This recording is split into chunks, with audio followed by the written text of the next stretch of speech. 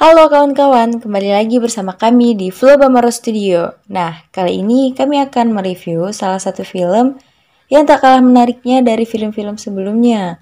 Film ini berjudul Hidden Fingers, yang dirilis pada tahun 2016 dan mendapatkan rating 7,8 dari 10 di IMDb.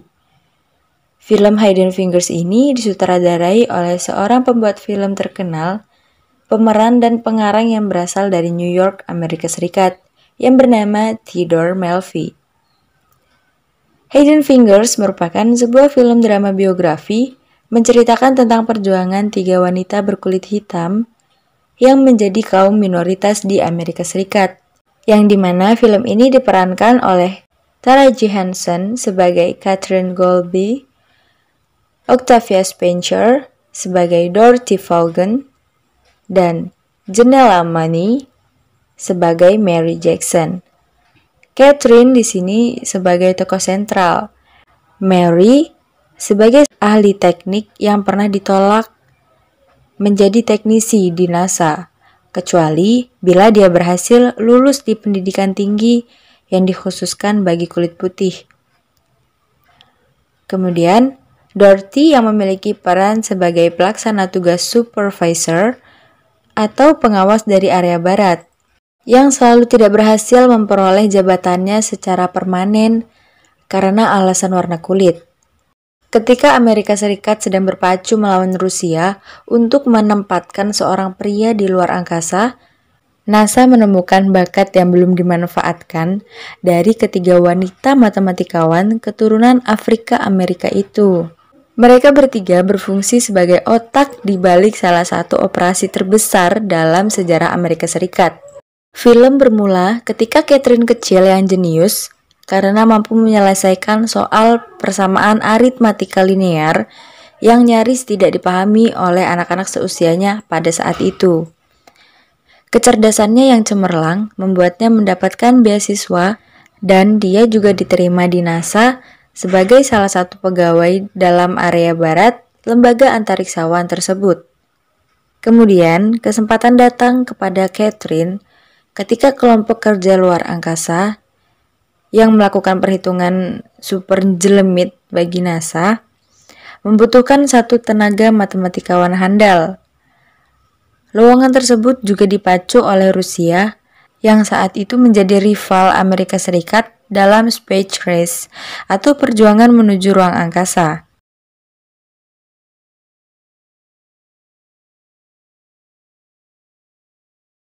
Dalam menyuruh NASA mempercepat apa saja yang mereka kerjakan.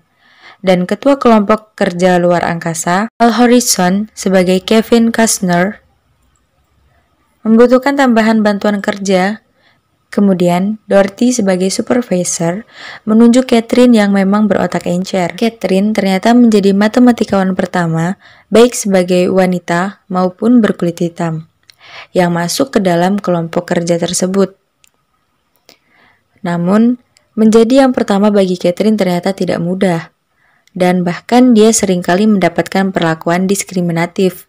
Salah satu contohnya, di bangunan kelompok kerja luar angkasa itu, ternyata tidak ada kamar mandi khusus untuk kaum minoritas, yang saat itu bahkan untuk toilet juga masih harus dipisah antara kulit putih dan kulit hitam. Sehingga Catherine sehari-hari harus terpaksa berlari ke gedung area barat, yang berjarak sekitar setengah mil jauhnya dari tempatnya bekerja, hanya untuk bisa melakukan buang air. Tentu sangat menguras jam kerja Catherine, karena harus berjalan dan tidak diperbolehkan menggunakan fasilitas sepeda. Pada suatu ketika, ketua kelompok Kevin Costner bertanya pada Catherine kemana saja ia pergi setiap hari. Catherine menjawab dengan lantang, "Tidak ada toilet. Tidak ada toilet untuk kulit hitam di gedung ini, atau semua gedung di luar di kampus barat, yang jaraknya 800 meter. Kau tahu itu?" Ketua kelompok kerja luar angkasa itu terdiam, dan semua anggota yang ada di dalam ruangan juga ikut terdiam setelah mendengarkan Catherine. Catherine masih melanjutkan pembicaraannya. "Aku harus berjalan ke tim buku hanya untuk buang air, dan aku tidak boleh memakai sepeda. Tuhan tahu bayaran orang kulit hitam tidak cukup beli mutiara. Kami yakin film ini mampu membuat penonton hanyut dalam emosi, karena tokoh utama ini sejatinya adalah cameo. Dalam alur cerita yang besar, orang-orang di dalam ruangan tersebut masih terdiam memperhatikan Catherine. Dengan segala rasa yang dipendam Catherine di dalam dadanya, dan sebenarnya tidak ingin dilontarkan olehnya. Namun, ia harus tetap melanjutkan. Dan saya bekerja seperti anjing, siang dan malam, hidup dari kopi dari panci yang tidak pernah kalian sentuh. Catherine berteriak kemudian segera keluar meninggalkan ruangan. Setelah Catherine pergi meninggalkan ruangan, ketua kelompok berjalan mendekati meja yang di atasnya terdapat panci kopi dan melepas tulisan yang tertempel pada panci yang bertuliskan kulit hitam. Kemudian memandang semua anggota yang ada di dalam ruangan. Semua kesulitan yang dirasakan mereka di perusahaan NASA dan harus memecahkan dan menemukan rumus matematika yang bisa digunakan dalam perlombaan tak resmi antar negara adidaya soal pengiriman manusia terbang ke luar angkasa. Dorothy sebagai ketua supervisor diam-diam berusaha mempelajari alat untuk menghitung perhitungan angkasa luar yang rusak. Beberapa kali Dorothy berusaha memperbaiki alat tersebut secara diam-diam ketika semua petugas sedang istirahat dan meninggalkan ruangan. Suatu ketika saat Dorothy sedang berusaha membenarkan alat tersebut dan ketahuan oleh petugas lain, kemudian mengecek ternyata alat tersebut bisa digunakan kembali. Dan Dorothy tidak jadi disidang, sedangkan Mary masih berusaha bisa mendapatkan gelar di kampus yang mahasiswanya hanya orang-orang berkulit putih.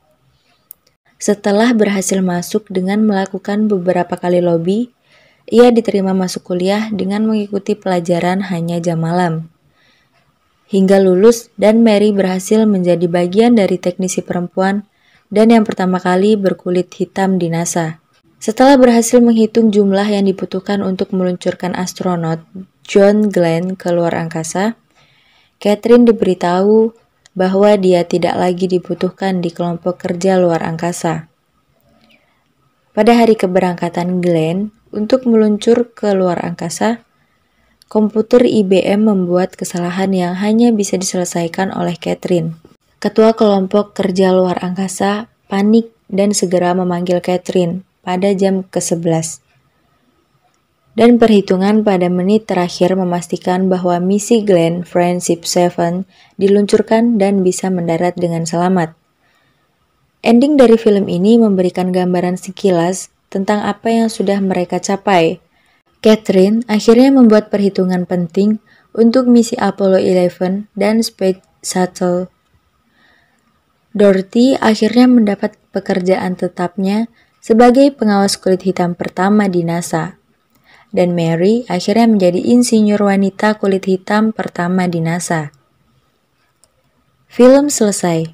Nah, kawan-kawan, dari film ini dapat kita simpulkan bahwa tidak penting dengan apa ras dan suku kita. Kita bisa menjadi apa yang kita inginkan ketika kita mau dan berusaha. Menghormati orang lain, maka kita juga akan mendapat hormat. Oke kawan-kawan, sekian review film kali ini. Nantikan review film dari kami selanjutnya.